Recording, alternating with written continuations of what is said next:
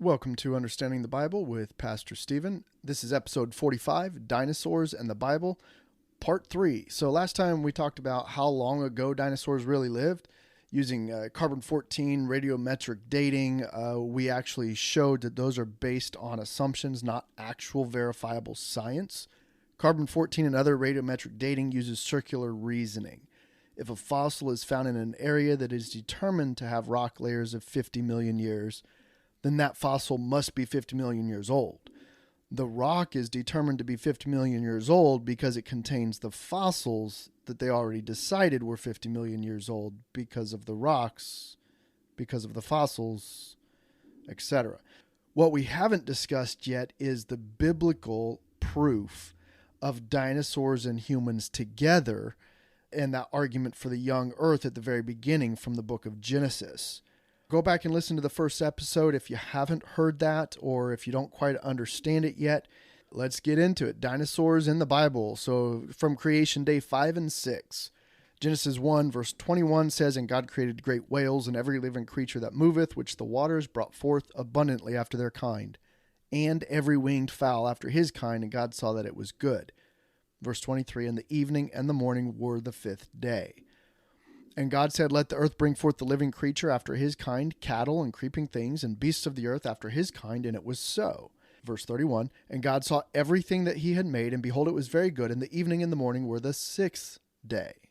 That is where we get the idea that these dinosaurs lived with humans. If we believe the Bible, day 5 and 6, God made all the dinosaurs along with all the other animals, and day 6, he made humans. What is the actual evidence, though? Like scientific, historic evidence in the Bible. Believe it or not, there's several passages. We go back to the oldest book of the Bible, the book of Job, where it talks about the behemoth. Job 40, starting in verse 15, it says, "Behold now behemoth, which I made with thee. He eateth grass as an ox. Lo now, his strength is in his loins, and his force is in the navel of his belly. He moveth his tail like a cedar." Those are great trees from Lebanon. Cedar is like a huge tree, okay? "The sinews of his stones are wrapped together.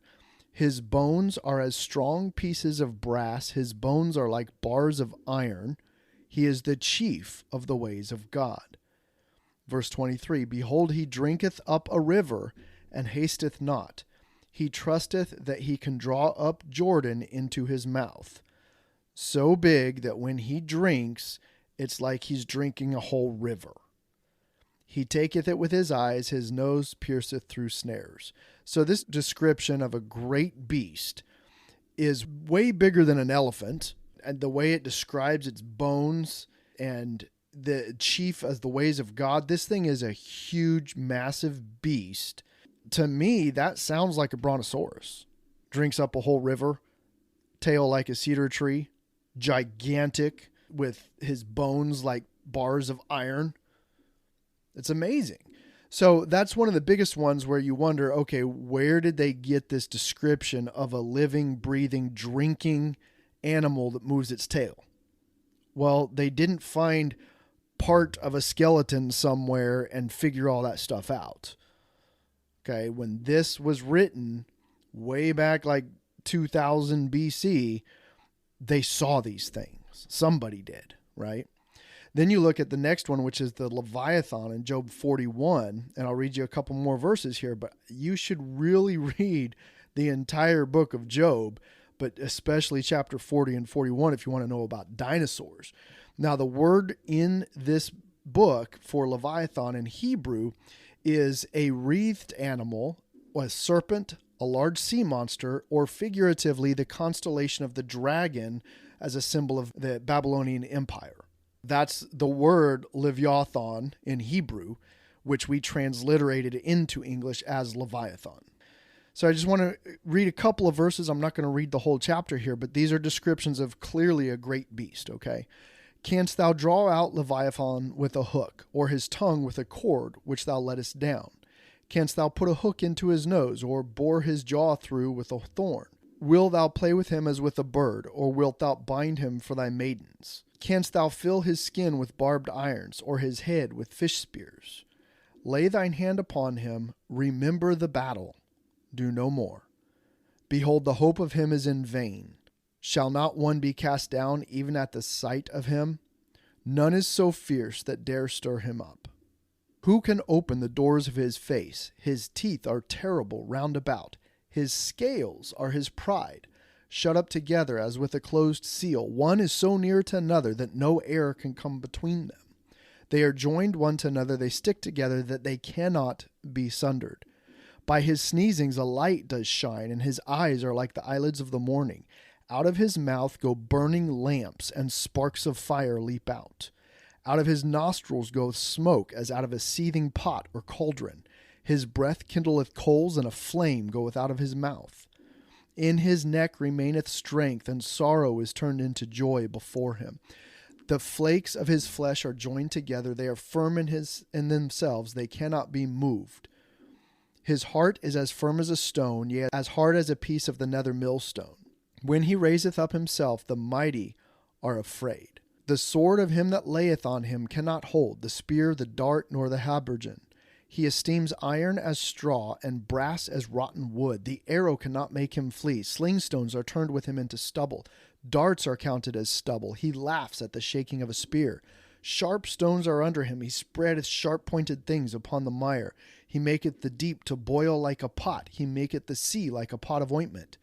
Upon earth there is not his like who is made without fear. He beholdeth all high things. He is a king over all the children of pride. So this is an amazing description of a scaled creature that has body armor, that people have hunted, that spears, darts, habergeons, swords don't do anything to him. He breathes fire. He sneezes and sparks come out and smoke pours out of his nostrils. When he bites iron, like a sword or a spear, it's like straw, and brass is like rotten wood to him. That's how strong he is, that he can break metal. The arrow does not scare him. He makes the deep to boil like a pot. This is a creature that comes out of the ocean, appears to live in the ocean. He makes the deep to boil. So he makes the water boil. Either it's so big that when he comes up, it looks like the water's boiling, or maybe it's the fire that comes out of his mouth that actually makes the water hot and boil and steam. I don't know. Doesn't really specify that. But then look at that last verse, Job 41:34. It says, he beholds all high things. He is king over all the children of pride. Kind of makes me think that he's able to climb something very high, like a mountain, or fly. I don't know. I have no idea. But it strikes me as though this were some sort of dragon that breathes fire, right? Now, it's not only mentioned in the book of Job, it's also mentioned in Psalms and Isaiah. Psalm 74 talks about the Lord breaking the heads of the dragons and the Leviathan into pieces to give meat for all the inhabitants of the wilderness. So it's obviously huge and big enough that God has to kill it to feed the people. And then Psalm 104, starting in verse 25, says everything great and small creeps in the oceans, and even there goes the ships, but there's the Leviathan that plays in the ocean around the ships. Then you look at Isaiah 27, verse 1, it says, in that day the Lord with his sore and great and strong sword shall punish Leviathan, the piercing serpent, even Leviathan, that crooked serpent, and he shall slay the dragon that is in the sea. If you look at the ancient maps of the seagoing tribes and Vikings and different groups of people, you know how they thought the earth was flat and they were like, at the end of it, here be monsters, or, danger, don't go any further beyond this, are dragons. It's quite possible that ancient people, seafaring people, actually saw these things. It makes sense that the Bible describes these things in 3 different books, Isaiah, Psalms, and Job. To say that the Bible does not talk about dinosaurs, it kind of depends on what your definition of dinosaur is. Is it a great beast that the Bible just gives a strange name for? Is it a type of dragon that breathes fire that the Bible gives a strange name for? Is that what you consider a dinosaur? Obviously, it's some sort of extinct creature, 2 different ones, the behemoth and the Leviathan. that we don't understand and haven't seen in modern times, right? And keep in mind that Job's story is from earlier than the second millennium. Might have been written down through oral tradition by Moses or Elijah, or directly given to Moses by God to write the book of Job. But keep in mind, the Bible is not the only place that mentions Job. This Job from the Bible is mentioned in the Amarna letters circa 1350 BC, and he's also mentioned in the Egyptian execration text in 2000 BC. So the book of Job was written clearly before 2000 BC. Very old. So we're talking like that's 4,000 some odd years ago, maybe 4,500, maybe even 5,000 years from the present time is when the book of Job was written. So we're not saying that this is a modern day beast. We're saying that they were familiar with these dinosaurs in that time period. Here's some more proof of that. We'll get to talking here about cave drawings and such, sculptures and things around the ancient world. But I want you to understand here that the evolutionary concept of mankind evolving from some sort of monkey or ape to an upright character that didn't quite think and then developed fire, all of that is complete BS with zero evidence. Okay. And we'll get into that another time. But I want you to understand the idea of a caveman is really not some prehistoric hairy man that can barely talk. Okay. A caveman is a modern day human being that happens to live in a cave. And here's some examples from the Bible. Genesis 19, Lot and his family lived in a cave. 1 Samuel 22, David and his mighty men lived in caves. The Bible talks about in Samuel that he had about 400 men that lived with him in caves. You don't think maybe one of those guys was telling a story about something he hunted and drew a picture of it on the wall, and maybe he's not the best artist, or maybe he only had rocks to draw with because they were being hunted by King Saul? You don't think 400 men sitting around telling stories around a campfire in caves wouldn't ever draw on a wall? I mean, it's just, that's the nature of human beings. What about 1 Kings 18? Obadiah and the prophets during the reign of Jezebel lived in caves. Judges 11, Jephthah and his men, they were outcast from society. Possibly they lived in caves. Now, we don't know. The Bible doesn't say that. But they were outcast and ran and hid. Cave dwellings is common sense for human beings searching for shelter. Jesse James and his outlaw band all across the Midwest, notably in Missouri, hid in caves. So cave dwellings, cave men, and cave paintings are very logical, scientific, and clearly something that modern day humans have always done. You don't have to have an evolutionary caveman that did cave paintings of dinosaurs, right? So let's look at some of those. Cave drawings and sculptures, stone slabs found in Flora Vista, New Mexico, dated to about 1200 AD, have mammoths carved into them. The Triceratops and T-Rex is in Peru. Dr. Javier Darky is a research professor at Ica National University. He found a stone on the Nazca Desert Plains with a startling accurate depiction of Triceratops and a theropod dinosaur somewhat similar to T-Rex or an Allosaurus. The pterosaur, Fran Barnes, a recognized authority on rock art of the American Southwest, found in the San Rafael swell a pictograph that looks like a pterosaur, which is presumed by evolutionists to be a Cretaceous flying reptile. Interestingly enough, not far from there, the University of Ohio actually excavated a fossil pterosaur. How did these people know how to draw these dinosaurs with skin, movements, the ways to hunt them, like in the book of Job, and things like that? How did these people know what these dinosaurs looked like with skin if they didn't actually see them, right? That's something you have to think about. Sioux Indians have long referred to the thunderbird in their mythology and always draw it as something that looks very much like a pteranodon. There's a petroglyph in Arizona's Havasupai Canyon, I probably said that wrong, which shows a creature with the unmistakable upright stance and balancing table of some other known dinosaurs, but unlike any other creature known to man.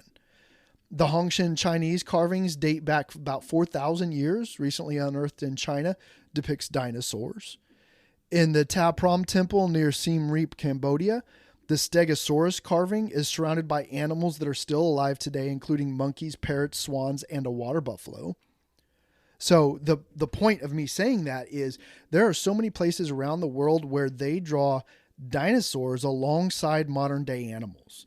And the evolutionist theory, their timeline of events does not allow for modern day animals to be alive during the time of dinosaurs. So how did they see these dinosaurs, and why would they depict them as something current that can be hunted or eaten or with other animals that they've seen? On Bishop's Bell's tomb in Carlisle, England, there's a drawing engraved next to a bird, a pig, a fish, and a dog of a long-necked dinosaur. This is clearly incongruent with evolutionists' fake timeline of millions of years between these ancient animals and modern species. The Ica stones of Peru have many other animals besides dinosaurs. Contrast these with how modern dinosaur illustrations depict, quote, scientifically accurate settings. Modern dinosaur illustrations always show prehistoric creatures. They're not listed, they're not drawings or cartoons or things made with humans, monkeys, giraffes, bears, etc., of things that supposedly evolved millions of years after dinosaurs went extinct. Ancient dinosaur artwork is repeatedly found in context of coexistence with humans and animals all around the world. Don't forget writings of ancient people. Herodotus, a historian from the 5th century BC, documented the existence of winged serpents. He wrote, quote, "There is a place in Arabia situated very near the city of Bateau, to which I went on hearing of some winged serpents, and when I arrived there, I saw bones and spines of serpents in such quantities it would be impossible to describe." End quote. So that's very recent when you talk on the millions of years scale. 2,500 years ago? And bones and spines of serpents with wings? That's crazy. In 600 BC, under the reign of King Nebuchadnezzar, a Babylonian artist was commissioned to shape reliefs of animals on the structures around the Ishtar Gate.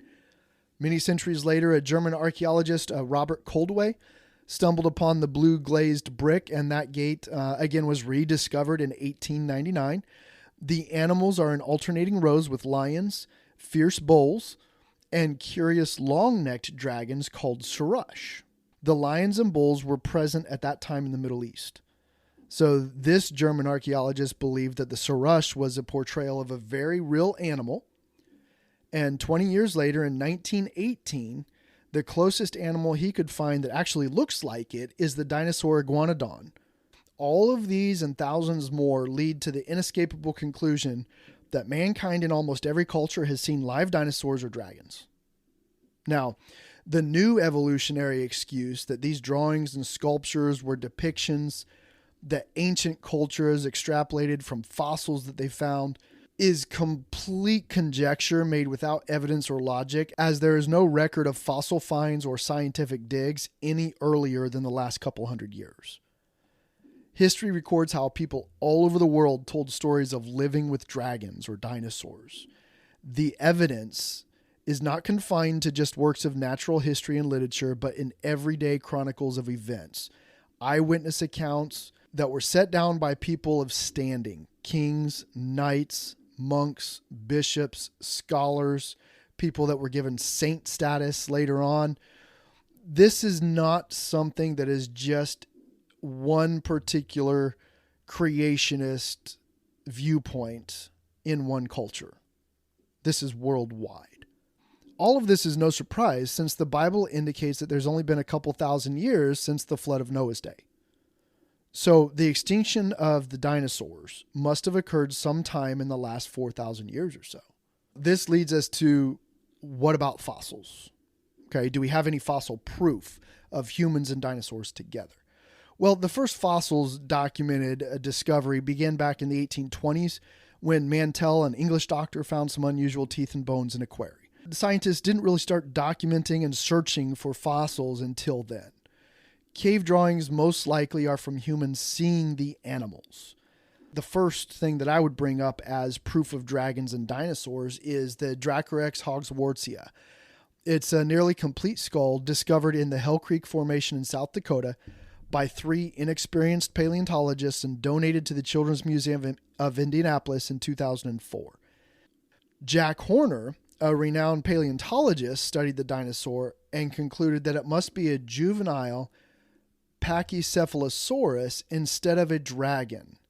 So he took this skull, and you'd have to look it up. The Dracorex hogwartsia is amazing. It looks like a dragon, okay? With the bony spikes and horns and frill and like everything. It's clearly a dragon skull that you've seen in all the movies. So his reasoning for why it's not a dragon is based on the fact that dragons aren't real. So he determined it as a juvenile Pachycephalosaurus because, well, we have no evidence that it's not.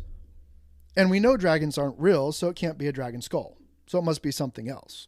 Even though the spikes, the skull shape, and bony protrusions aren't present in the adult Pachycephalosaurus, he said, well, that's clearly why it's a juvenile. They must lose all of that, all of those features as it becomes a grown adult animal. So its skull changes, it loses horns, all of these little bony protrusions just go away because it can't be anything else because we know dragons aren't real. That's the type of scientific reasoning that we get in the modern day world. Now, that's just one example of scientists refusing to use science because it doesn't fit their narrative. That complete disregard for scientific evidence is precisely why I use the verse 1 Timothy 6:20 so often. It says, O Timothy, keep that which is committed to thy trust, avoiding profane and vain babblings and oppositions of science falsely so called. They call themselves scientists, but they don't use science. Now let's get into the irrefutable proof that humans and dinosaurs walked together. Number one, we have Dinosaur Valley State Park, Texas. The Willette print is an adult male, a human male next to dinosaur tracks. The feminine print is a female human track inside of a dinosaur track, fossilized, open to the public at Dinosaur Valley State Park. It is irrefutable evidence that these things were together at the same time. In the mud, humans walked, dinosaurs walked, then something catastrophic happened and those footprints were fossilized. The Delk print shows a human footprint intruded by a tridactyl print. That means a dinosaur stepped on the footprint of a human. Now, these things are thought by evolutionists to be 120 million years old. Two scientists, Milne and Schaffersman, admitted in the Journal of Geological Education in 1983, quote, such an occurrence would seriously disrupt conventional interpretations of biological and geological history and would support the doctrines of creationism and catastrophism if verified, end quote. Verified by what? They have dinosaur prints that they say are 120 million years old, human footprints in them, under them, and next to them, fossilized together, so they have to be 120 million years old, but they reject the human footprints because they say those aren't verified, but the dinosaur ones are. Here's a couple more. Mary Leakey's famous Latoli track in Tanzania. Latoli prints are also problematic for evolutionists because they appear fully modern, and yet the rock layer is dated to about 3.5 million years ago, too old for modern Homo sapiens, according to evolution. There's another one, the Zapata track found in Permian limestone in New Mexico, which causes all kinds of problems for scientists. Then you have the Robledo mountain site containing thousands of footprints and invertebrate trails that represent dozens of different kinds of animals. Because of the quality of preservation and sheer multitude of different kinds of footprints, these footprints, this track site has been called the most important early Permian site ever discovered by scientists. The fossil tracks that the discoverer, McDonald, has collected include a number of what paleontologists like to call problematic dinosaurs and human prints, and modern bear prints, all fossilized in the same layer of rock. That's from the Smithsonian, 1992. The Meister print found in Utah is in a block of shale. It was first publicized in the CRS Quarterly as the footprint containing a trilobite fossil, which if you guys are into science, the trilobites are like one of the oldest fossils ever.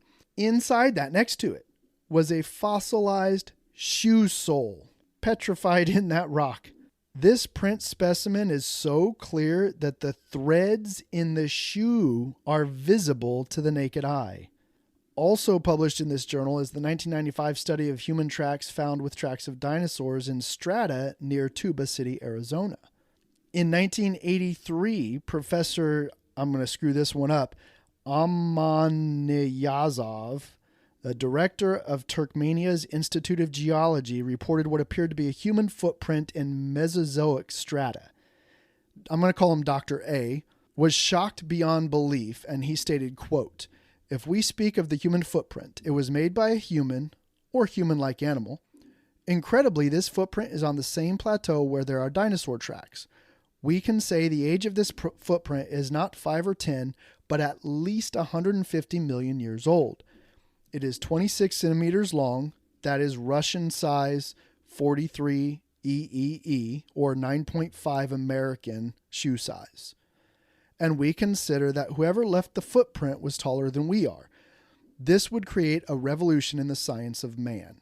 In Scientific American, geologist Albert G. Ingalls writes, quote, "If a man or even his ape ancestors, or even that ape ancestor's early mammalian ancestor existed as far back as the Carboniferous period in any shape, then the whole science of geology is so completely wrong that all the geologists will resign their jobs and take up truck driving. Hence, for the present at least, science rejects the attractive explanation that man made these mysterious prints in the mud." End quote. So here's a scientist who is honest, a geologist. He's saying all of these footprints that we've found, especially the ones at the Berean human footprint site, proof that these are greater than 150 million years old, according to their timeline, right? So human footprints with dinosaur footprints. If we choose to believe this attractive explanation that is scientifically proven, that man made these footprints in the mud, then every scientist must resign their job and take up truck driving, because we've been wrong about the evolution of man, the age of the earth, and when dinosaurs roamed. We're all wrong. Science is completely wrong. So he says, therefore, for the present at least, science rejects that. So science proves it, and all scientists have to reject it and not teach it. That is evolutionary biology today. That is scientists today. That is your state of affairs in academia today. We know something to be true, but we reject it and won't teach it because then it proves that we are wrong about everything. Isn't that crazy? Here's the conclusion about humans with dinosaurs. Number one, God said it. God created them and humans together on day 5 and 6. There is plenty of evidence, but scientists choose to ignore, deny, or flat out lie about it. Almost every ancient culture has stories of some type of giant animal, bird, or dragon, and the fossil proof is irrefutable. But most people just aren't aware of it because it's deliberately hidden or ignored because the evidence proves that scientists are wrong about evolution. Dinosaurs lived with and were hunted by humans. That's why cave paintings show humans hunting dinosaurs. That's why the book of Job talks about hunting dinosaurs. Next episode, we're going to dive into Noah's Ark and how the dinosaurs survived in order for those ancient cultures to see them. I hope you'll tune in next time. Thank you for listening. Please go to my profile and support this podcast. Even if it's just with $1 a month, that would help a great deal. I'm working on a YouTube channel to be able to actually do video with this, and I look forward to talking to you again. As always, you can contact me, angrypatriot42@yahoo.com. And until next time, may God bless you all.